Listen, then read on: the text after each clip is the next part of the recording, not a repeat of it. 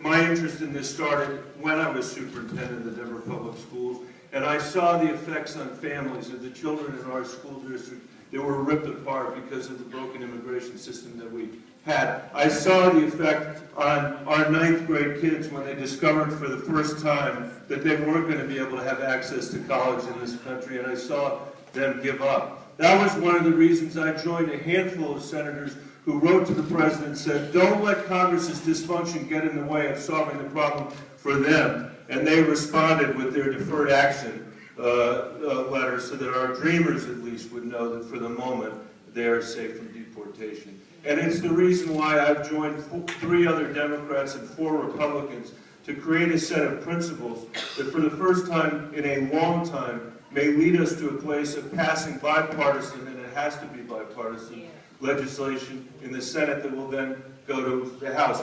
I am leaving today in 5 minutes, and it is not out of disrespect. It is so that I can get on an airplane and fly back to Washington, D.C. tonight so I can have a meeting with those 7 other senators tomorrow. We are starting our week off, as we have the past months, with this issue of comprehensive immigration reform.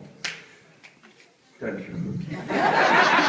But what I want to say is this. There will be bumps in the road. This is not going to be easy. If it were easy, it would have been done a long time ago. There are going to be days when we feel like it's moving forward and days when we feel like it's moving back. There will be days when we think we're done with the work, only to discover that the next day that the work is still undone. And I can tell you this, in order for us to be successful, and in order for us to get this across the finish line with everything it means for families in Colorado and all across this country, we are going to need you to stay engaged in the way you are engaged today for the coming months. We've come much too far. Your voices have been heard for far too long for us to start to go backwards now. I can't tell you how much it means to me to know that Together Colorado and all of you are supporting this effort on a Sunday afternoon, as I said earlier. But this is just the beginning and not the end. And I hope you'll let me know what you think about these principles and this legislation as we go forward so we can make it the best piece of legislation it can be. Thank you for having me today. I really appreciate it. I really appreciate everything.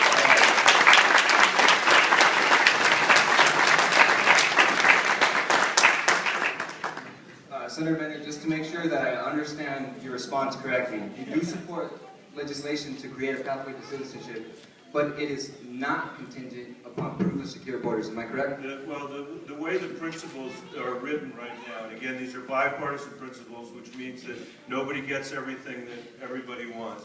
The way they're written right now is that there is a contingency on a secure border, but there is an acknowledgement, and this is very important, there is an acknowledgement that there has been a lot of work done, as was mentioned earlier, over the last 4 years. And a lot of that has resulted in deportations already, as you said, and a lot of it has resulted in a strengthening of the border. So we are not starting from ground zero in the conversation there. What's equally important to me as that issue, though, is to make sure that this pathway to citizenship is a real pathway.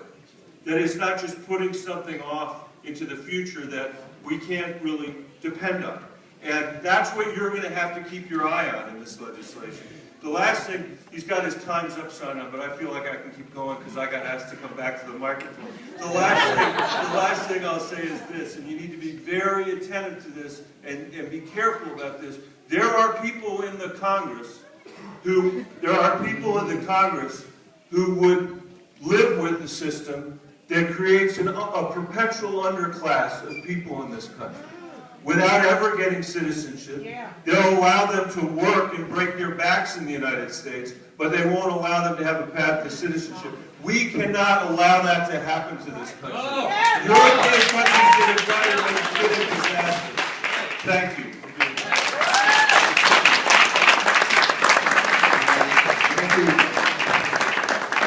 Well, we thank you very much for your response. For our question that we are asking, we will take that as a no out right now, but we are eager to work with you in the near future, and thank you very much for that.